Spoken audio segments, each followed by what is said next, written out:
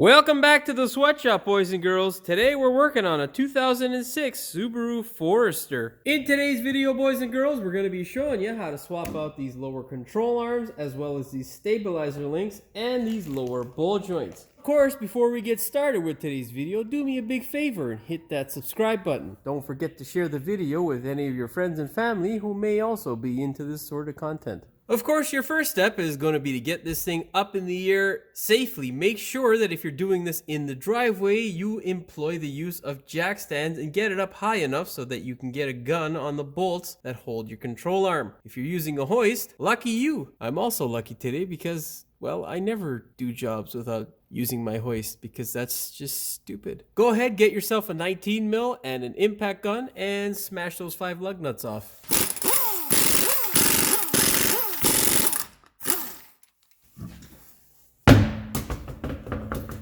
We are currently looking at the reason why we are replacing this lower control arm. As you can see here, our stabilizer link, which seems to be frozen in place, there we go.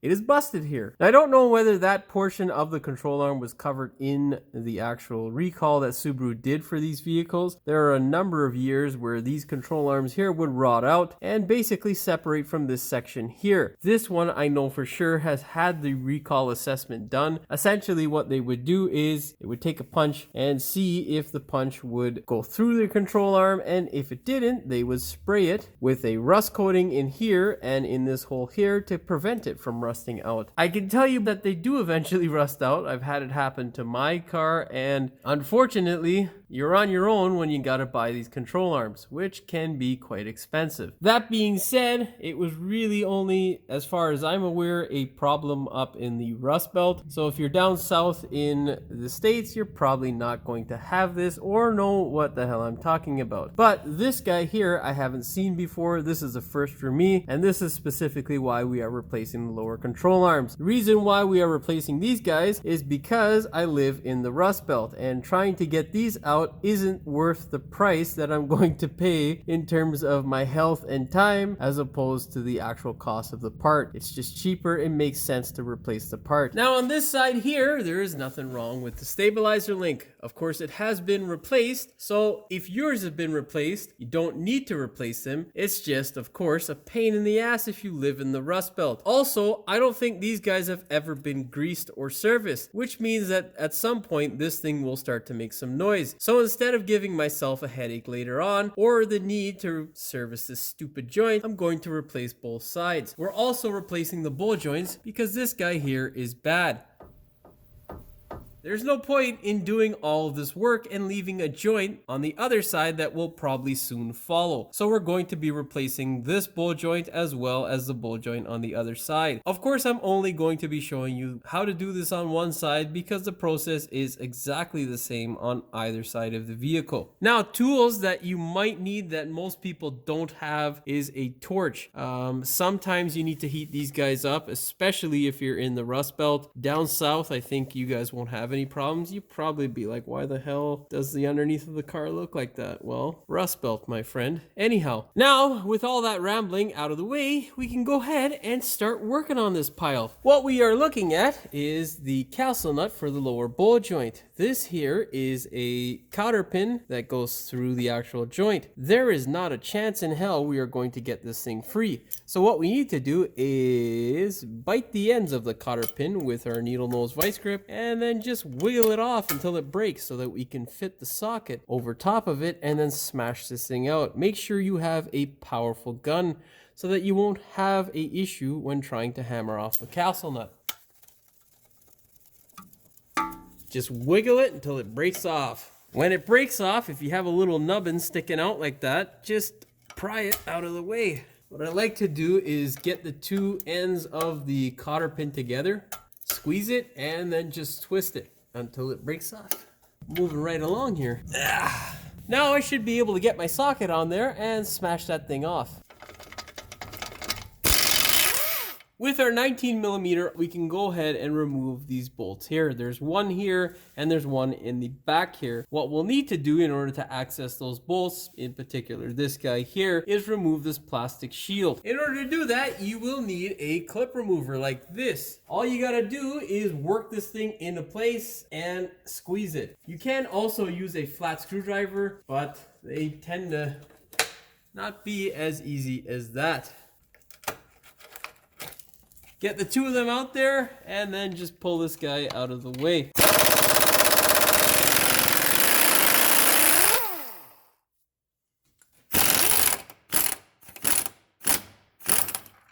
With our 19mm out of the way, you can go ahead, grab a 17mm flex socket on an extension, and you should be able to get onto this bolt here. This here is where the nut should be. That's the side you want to loosen up. On the other side, you're going to need a socket and a breaker bar. Shallow socket works best for the other side because of the catalytic converter being in the way. It's much easier if you put the breaker bar on the other side towards the control arm as well. With those two tools in place, you can now go ahead and smash this nut off.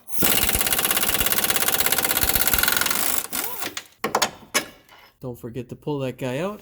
What I like to do is put them together so that you're not looking for one or the other later on. Now keep in mind, this bolt here is held in by very little torque. It's only about 40 foot-pounds, I think. But it gets amplified drastically by the amount of rust and lack of lubricant that it originally gets installed without. It could be enormous and you really do not want to break it. So don't take your gun and just smash it. What you want to do is see whether it will even move. So work your gun on, make sure you get the socket all the way on. Once it's bottomed out, then you can go ahead and just blip the throttle on your gun to see whether it's going to move.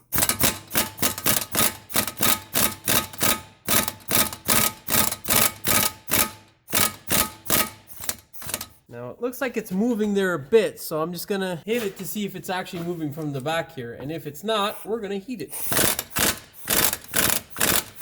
Yeah, we're gonna heat it. Now I'm gonna go ahead and try the other side, and yeah, we'll hope for the best. Now on most aftermarket joints, there should be a little section here where you can fit a wrench on. In this case, we're lucky enough we can fit a 14mm wrench on this portion of the actual stabilizer link. We should be now able to get our flex socket on here and hammer this guy off.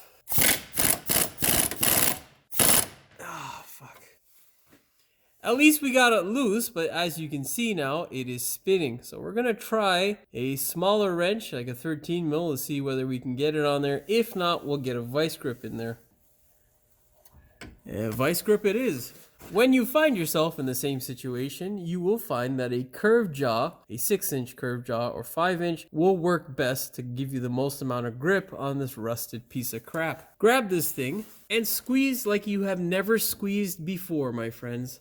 Oh my God. Now if you feel a little bit dizzy after squeezing, then you know that you squeezed hard enough. But that doesn't always guarantee that you won't have to squeeze your vice grip onto this stupid contraption again.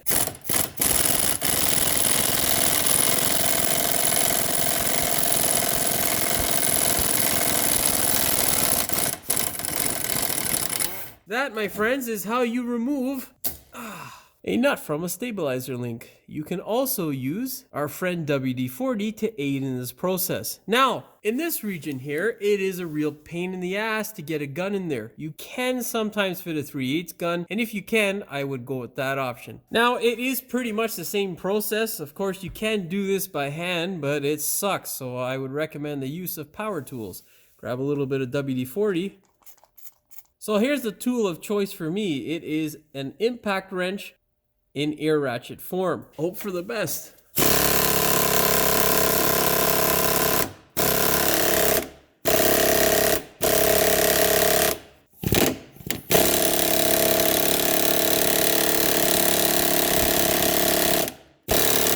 Come on.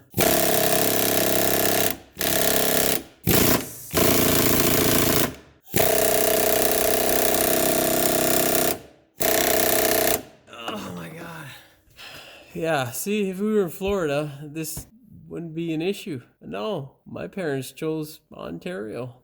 Thanks, Mom and Dad. Well, what we can do now after you catch your breath is get an extendable ratchet like this. This is of the 3/8 variety. Get a 14 mil and crank away.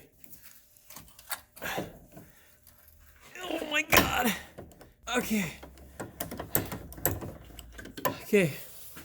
With the stupid thing cracked loose now, we should be able to get a vice grip on this end here and our flex socket on this end here and hammer this thing off. I'm gonna say if you don't have nothing nice to say, don't say nothing at all. Straighten the joint up so that you can get your vice grip in there and then tighten it down and squeeze. Remember, you have to feel as though your life is trying to come out of your body, and that's how you know you're squeezing enough. Oh, oh my God. Oh, for fuck's sakes.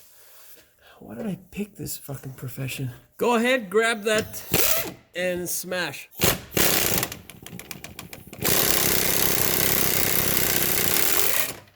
Oh, there we go. We got the stupid thing out. Now just wiggle it out of there. Oh, okay. Fuck off, dude. You know you've squeezed it enough when you have to use another vice grip in order to get off the vice grip that you put on. Now, here's a word of advice. Whenever releasing a vice grip, never have your hand on this side of the vice grip, because when she kicks, oh God, catches your finger, you're not going to be happy.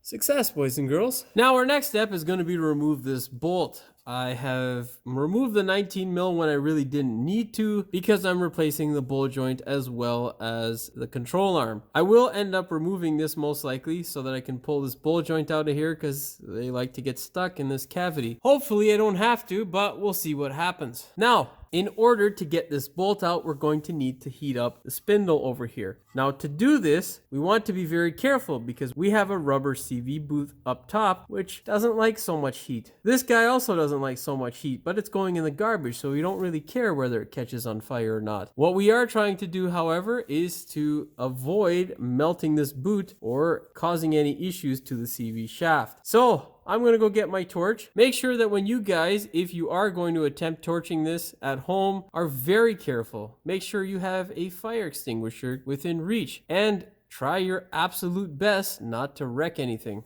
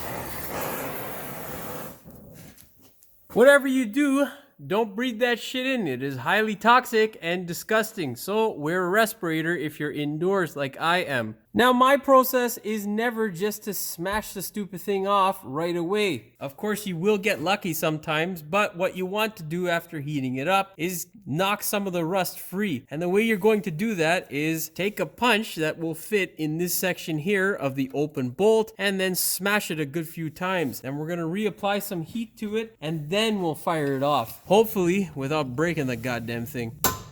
Because yes, boys and girls, this is never a guarantee. Oh yes, and whenever under the car, make sure you use eyeglasses because all the rust from your rust belt special will want to jump into your eyeballs. Now hit it with some more heat.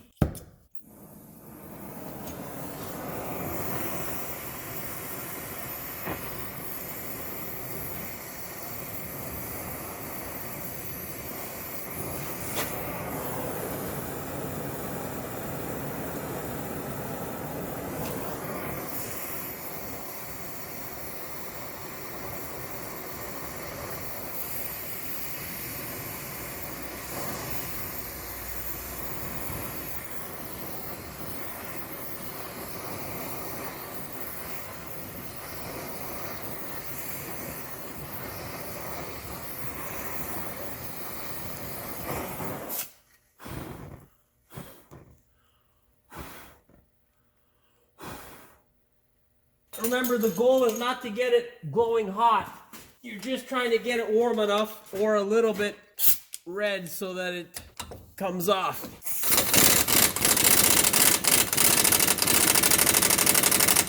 I don't know if it's moving.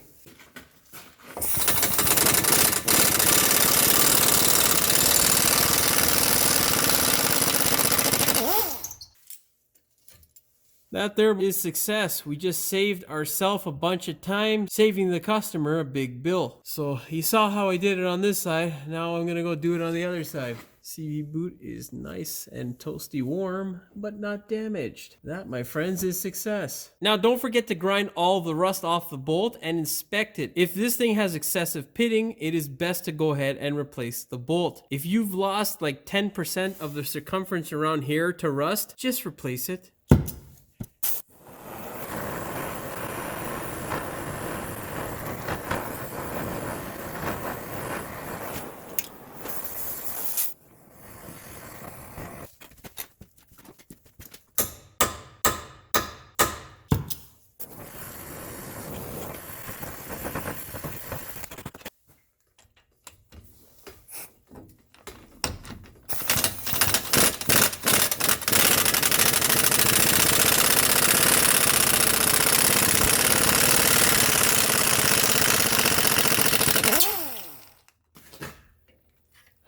Even if you heat it up, don't go full throttle. Make sure you give it a little bit to see if the back end of the bolt is twisting. If it's not twisting, you're going to break it. It has been about an hour off camera and I have been trying to separate the passenger side. I tried doing this side as well. You can see that indentation there from my ear hammer. What happened is, instead of the ball joint falling out of the spindle, my lower control arm separated. So, unfortunately, Rust Tight is currently winning this job and keeping this guy captive inside the spindle. Word of caution though, whenever doing this, these spindles, they like to crack. Especially the older ones, they're very brittle and there wasn't a lot of meat or spindle around this area. So whenever trying to change the ball joints, that was a common issue where this thing would crack. So with our lower control arms separated everywhere, what we're going to do now is wiggle them both off of the car so that we have an easier time accessing this little slit here in the spindle. Best way to get your control arm out after it's all detached is to pry this guy out first. Once you get the bushing over here out, just past the actual cradle, what you're going to do is slide it forward and it should come out relatively easy. Second thing you can do, because you have both sides disconnected, is push your sway bar up all the way. That way it doesn't hinder you as much. Don't kick the camera if you're recording it.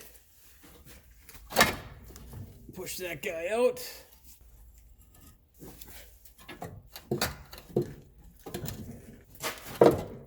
There we go.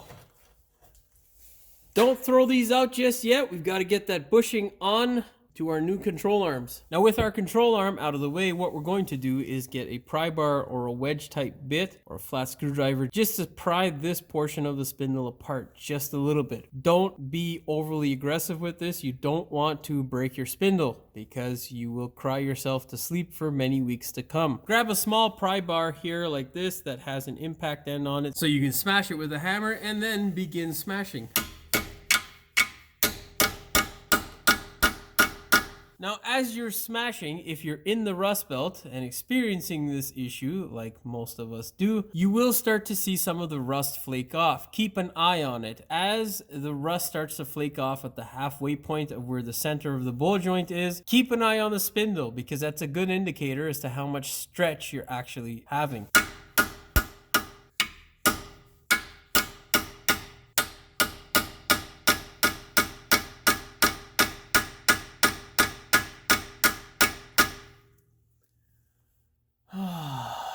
Keep going.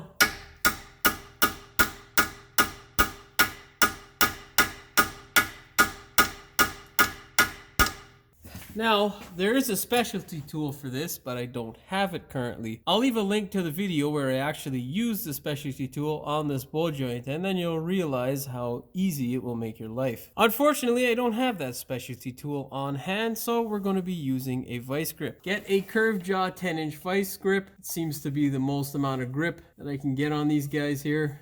Clamp it Then grab your hammer and begin tapping to see if there's any movement.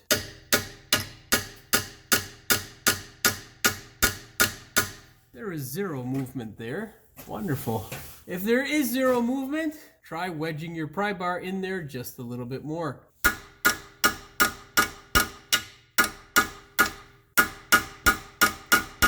And boys and girls, what you want to do is keep this process up until this stupid thing comes out of this spindle. Let's try it from the other side.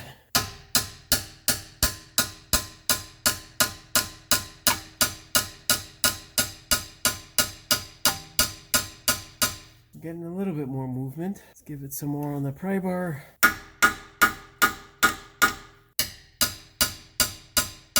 We have very little movement, but what we're going to do is take our air impact hammer with a chisel bit and just hit it here and there on either side, and that should help break up some of that rust.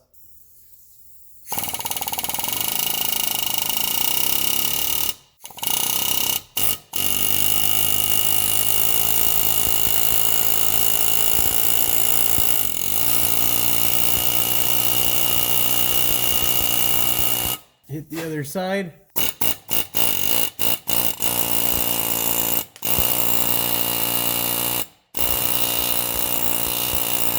Okay, as you can see, my pry bar fell out, so we're gonna hammer that guy back in there and continue on. Become a mechanic.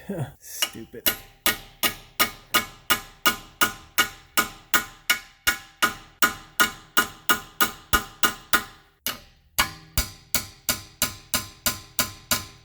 She's coming out slowly.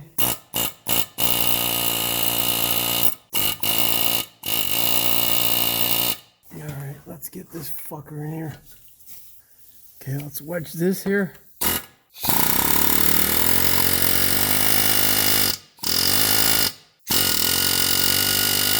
Now, hopefully that's enough. Well, I'll get my other hammer. Oh, it would help if I readjusted the camera angle so that my ear hammer's not in the way. Okay, hit it from the other side. Just keep hammering away. It'll come out.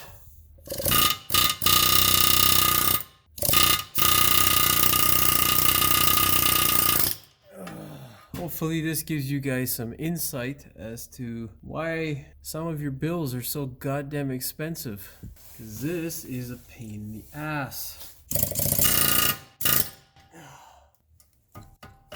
Oh, there we go. There you go, boys and girls. Rust tight. What a lovely son of a bitch. Oh, and don't forget to do the other side. Hopefully this one comes out much easier.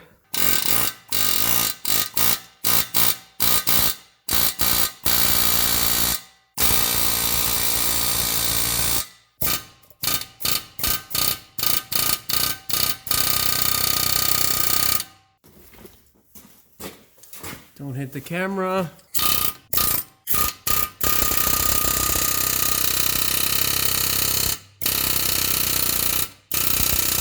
Oh God.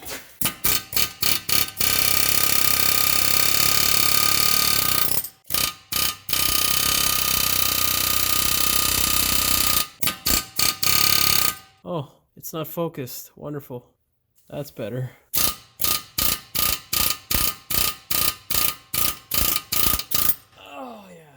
Fucking pile of shit.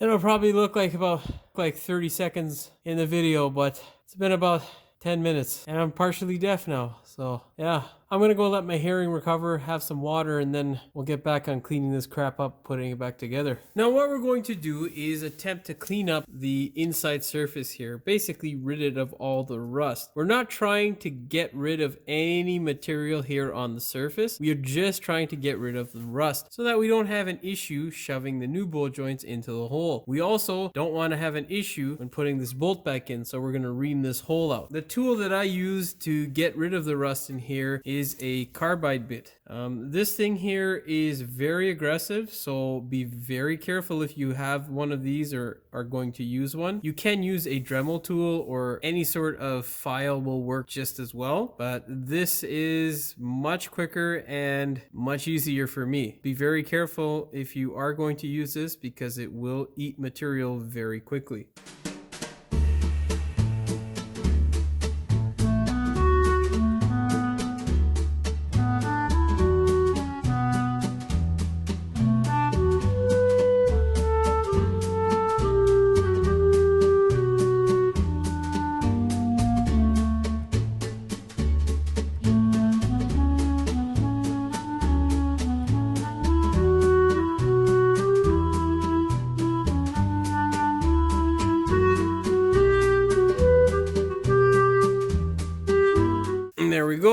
this hole here is good to go. Now, what you need to do is get a drill bit set, select the correct drill that will fit in here, and clear away some of the rust. Remember, same concept here. We're not looking to remove material. We're just looking to remove the rust. So whatever you do, don't bore out the material from the hole. We are also not looking to go into this section here because that's where your threaded portion is. We'll need to remount this section and then tap that section so that we're all good to go. Start off with a 13/32 bit.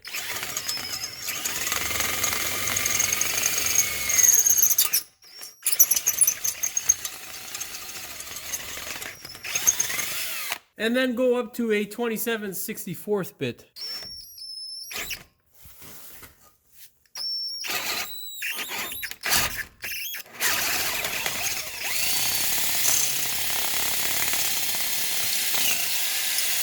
Now, the happy median is if you see a little bit of rust, great. If you see all brand new material, you've probably gone too big. Currently, we are at the rusty / material portion, which is good. So for me, I'm going to stop at this. Well, of course, make sure you don't take away too much material. And if there isn't much material left when you're done drilling, well, you'll probably end up replacing your spindle. Now, the last thing you got to do is grind this surface here to make sure you get rid of all the rust and make sure it's nice and flat so that your bowl joint sits nice and proper in the spindle.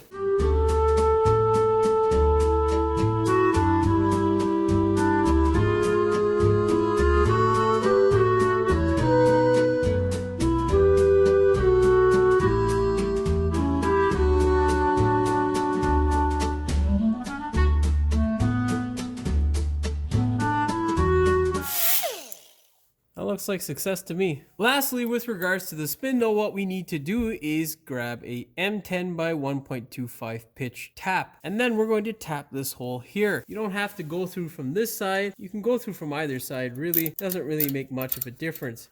Grab your tap, thread it in, and make sure you clear this hole of debris.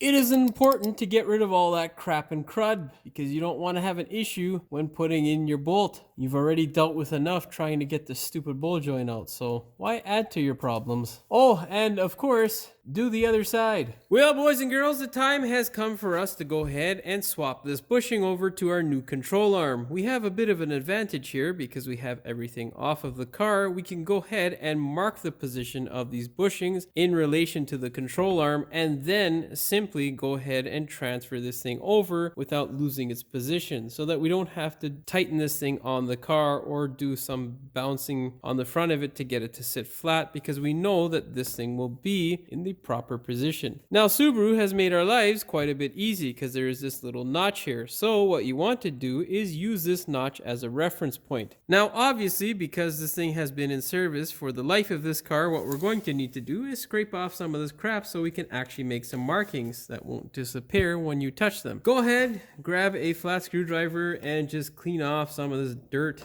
and crap here. And then do the same over here. Make sure there's no crud.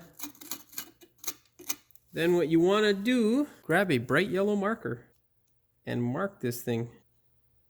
And there's our reference point. Now, let that thing dry before you go and touch it. Do the same thing to the other side control arm. With our mark dry, we can go ahead now and get a 22mm socket. Of course, you'll also need a hammer because all that rust on the bolt won't allow you to put the stupid socket onto the bolt. So, smash the socket on.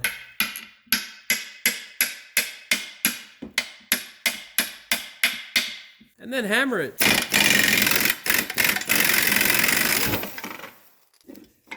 Off your bushing. Go ahead and dispose of your old craptacular control arm. Place your bushing in its new home. Don't forget the washer. Now you can thread on this nut by hand. At least you should be able to. Yeah, that's why they make power tools. Let's just run this thing up by the gun.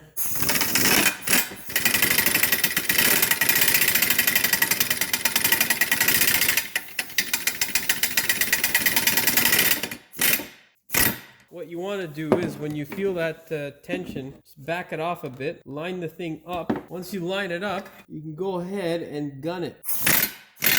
Verify that your mark is lined up well with your control arm. Then you can go ahead and either torque it on the car or in your vise. You're going to torque this bolt to 135 foot-pounds. With your bolt torqued, what you can do now, repeat the process on the other side. Now I use my vise in order to clamp my lower control arm so that I could torque this bushing down. If you don't have a vise that's big enough, or soft jaws so that you don't destroy your nice new control arm, you can torque it on the vehicle as long as you follow the same step. Just make sure that it's snug enough to the point where the bushing isn't going to rotate on the arm. Now, the next step for us on the bench is to go ahead and install this guy here. There's no point in us doing it on the car. It's basically the same process. So we're going to make our lives a little bit easier and just do it here. What you want to do is get your nice new bowl joint out. Pull the castle nut off, slide this guy home. But before you put it in, what you want to do is line up this little hole here front to back. That way, if you ever have to service it on the vehicle, the cotter pin isn't getting blocked in by your heat shield. Get your 19 mil and torque this guy here to 30 foot-pounds or 40. 30 foot-pounds or... Once you get to 30 foot-pounds, what you're going to do is put your cotter pin in. Oh wow, look at that. It lined right up. Usually that doesn't happen, boys and girls, but I guess because this is a quality part, it did happen. Anyhow, what you want to do is torque it to 30 foot-pounds and then keep on tightening it until your hole for your cotter pin lines up, and then you can slide it through. Once you slide it through, don't forget to bend it. Yeah, no, you know what? That's why they make vice grips. Don't bend it with your thumb because it will try to poke a hole in your thumb. Grab a vice grip and just bend it over. That sounded weird. That's that. We are now ready to go ahead and put this thing into the vehicle. Of course, repeat the process on the other side. Now, with all that fun stuff out of the way, what I like to do is grease the hell out of the bowl joint. Of course, you're saying to yourself, Jimmy, it is a non-serviceable bowl joint. There is no grease nipple. Where exactly would you like to grease? Well, boys and girls, I will show you. In this section here, in this little valley where your through bolt will fit, that is where all the rust happens. So what you want to do is get your grease and just lather the hell out of this area here. You can also put some in the top here so that you don't have a rust ridge building up in the top of your spindle. And of course, put a coat on your spindle. You should end up with a result like this so that the next time you have to service any portion of this vehicle and it involves touching the bowl joint, you won't be weeping in a corner somewhere because you've taken the time to grease your bowl joint. That way you won't have to beat it like it owes you money in order to get it off the next time around. Of course, don't forget to grease this side here of the spindle so that you don't have the same issue. And now we can go ahead and take our bowl joint and lower control arm assembly and put them into their new homes. Basically, we're going to repeat the process in reverse. So slide it in and then put your bushings in and then the bowl joint.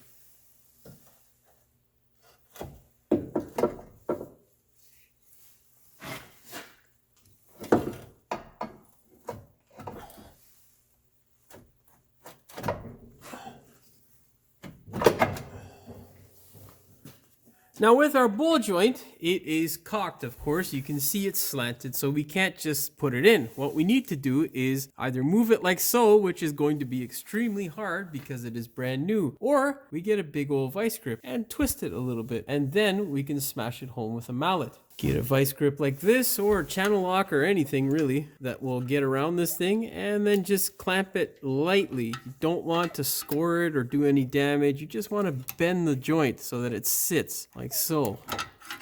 And whatever you do, don't screw up the boot.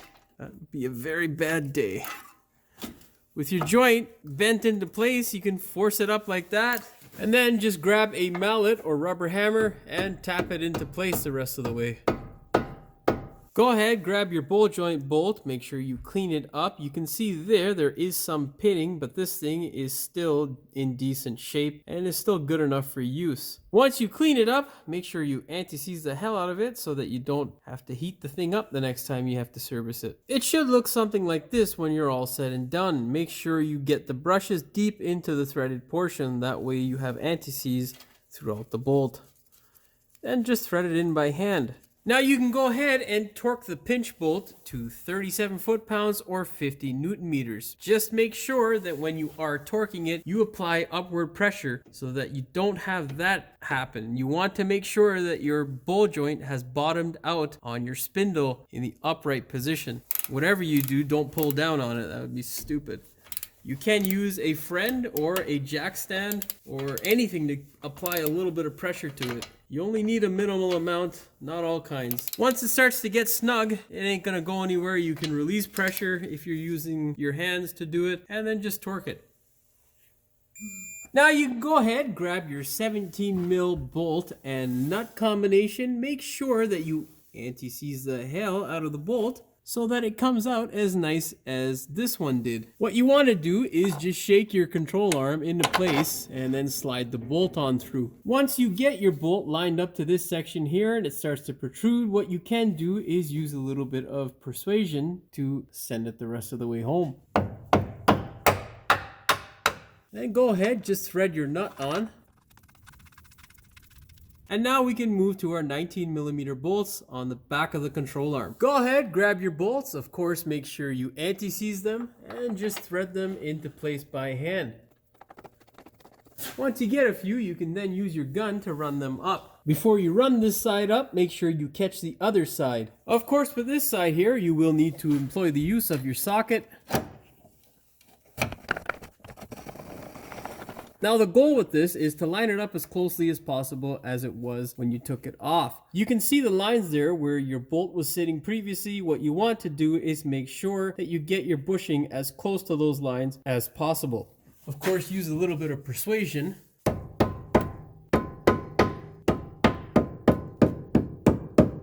And then just snug it up by hand, and then you can gun it just to make sure it's nice and tight. Do the same for the other side. Now, grab your torque wrench, and you can torque this thing to a whopping 184 foot-pounds or 250 newton meters. Same torque value for the inside bolt.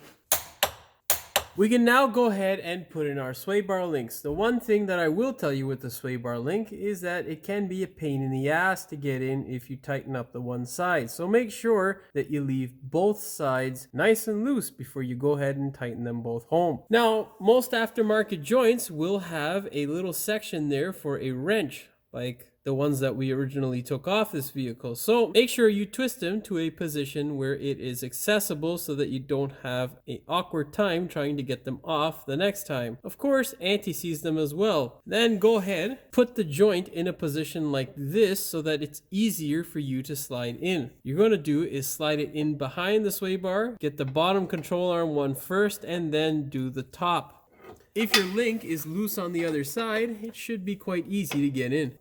Then, what you want to do when you have them both protruding is twist it like that. And now we can put our nuts on. Our next step is to go ahead and run up these bolts. Because our stabilizer links are nice and new, we can use a normal air ratchet to run them up. Get the appropriate sizes for your new aftermarket joint. How come that happens on camera, but it doesn't happen when I do it off camera?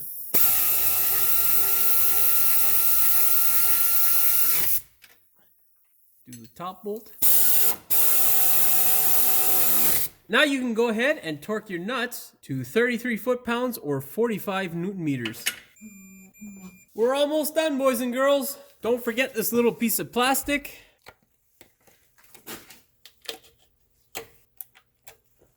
Now, in order to do our final nut here in the front of the control arm, what we need to do is load up our suspension. Essentially, what that means is that we need to take our rim and tire, put it back on the car, and then lower it. Get it into a normal ride height position, and then we can tighten this guy up.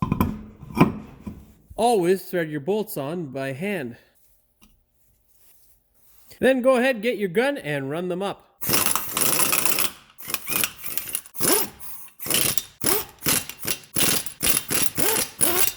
Now go ahead, lower the car and get it to its normal ride height so you can go ahead and torque those bolts. Now with the vehicle off of the hoist or your jack, what you want to do is push down on either side to make sure that it is sitting correctly. Then go ahead, turn the steering wheel left to right a bit just to make sure that the tires settle into position, their normal position. Another thing you can do is roll the car back and forth. It's not absolutely necessary, but it is the best way to make sure that your vehicle is sitting in its normal position. Once you get it sitting in its normal position, what you want to do is crawl underneath the vehicle and tighten up that 17mm bolt with an air impact gun. Now you're just going to blip it so that it is nice and snug, and then you can go ahead, raise the car back up and torque it. There is the bolt in question that we need to tighten up with the vehicle at its regular ride height. Unfortunately, if you are larger, it is going to be extremely hard to get underneath this thing. What makes this job quite a bit easier is if you have a 4-post hoist. But of course, I don't have one, and most of you, in fact the majority of you, will have one at home either. So, this is the way you gotta do it.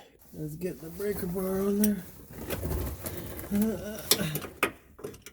It's at this point you would realize that it would really help to have a friend. I don't have any friends, unfortunately, but I do have really long extensions. So we're gonna use those.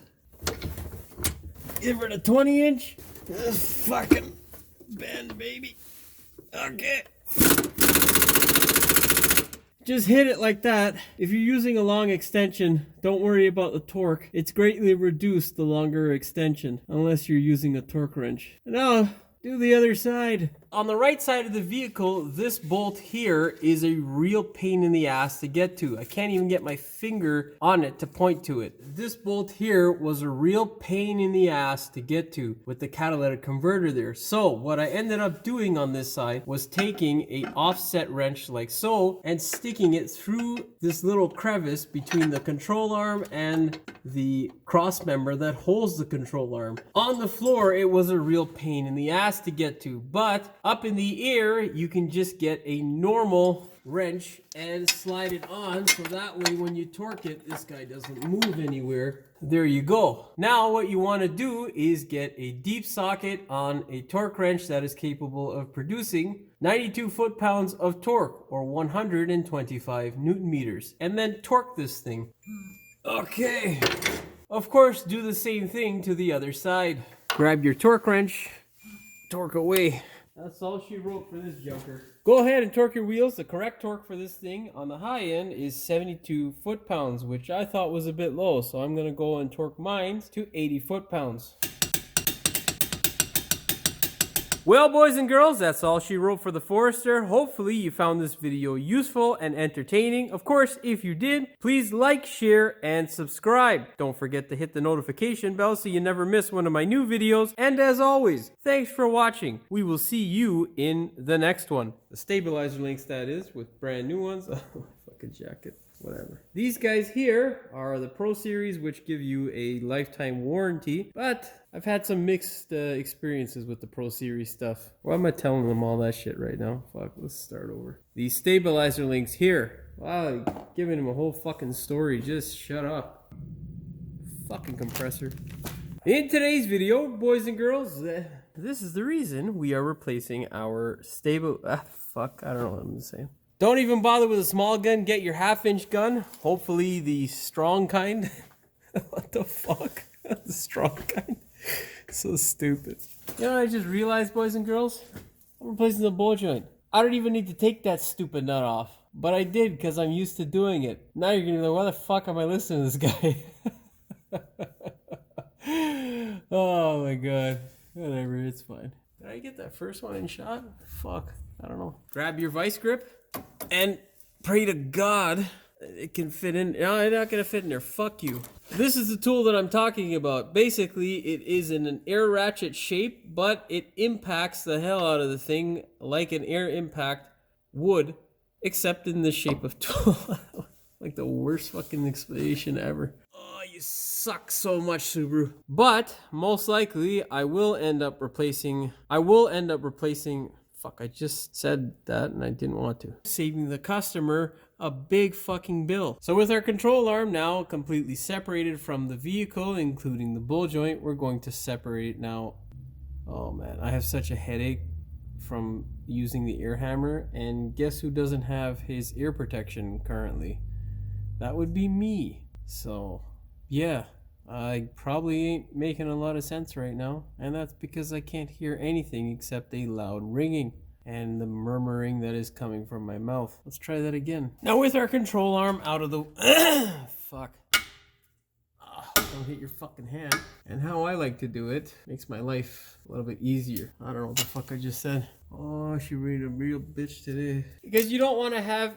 I'm just going to put music over this part. We are at an advantage. What the fuck? I'm so tired, man. Now the time has come for us to go ahead and transfer over this bushing to our nunk.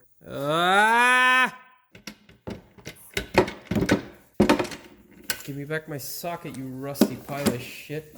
So, you know... fuck. You'll be weeping from both eyes. People don't usually weep from one eye, Jimmy. Oh my god. And that way you won't have to pound it like it owes you money. Now the goal with this is to line it up as closely as... Fucking stupid camera. You can see those little lines there on your actual control arm bushing. What you're wanting to... You can see the lines there where the nut... fuck. Without killing ourselves having to get a brake bar the size of my leg to get this stupid bolt loose. Don't kick the camera. Now you can go ahead and torque this. No, I don't even know what the torque is. What the fuck is the torque? Destroy our bushing.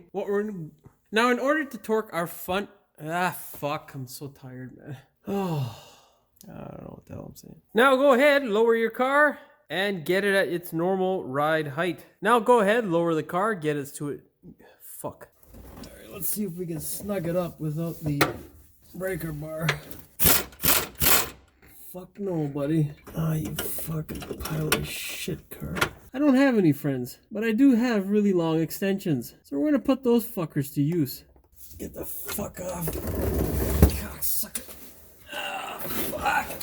Ah. Grab that guy. Oh, I can't fucking get her. Cocksucker. Why the fuck do I do this for a living? I don't know what the fuck I'm saying anymore. I don't know. A fucking piece of shit, that's why. On this side, how about that? Sound Arab over there.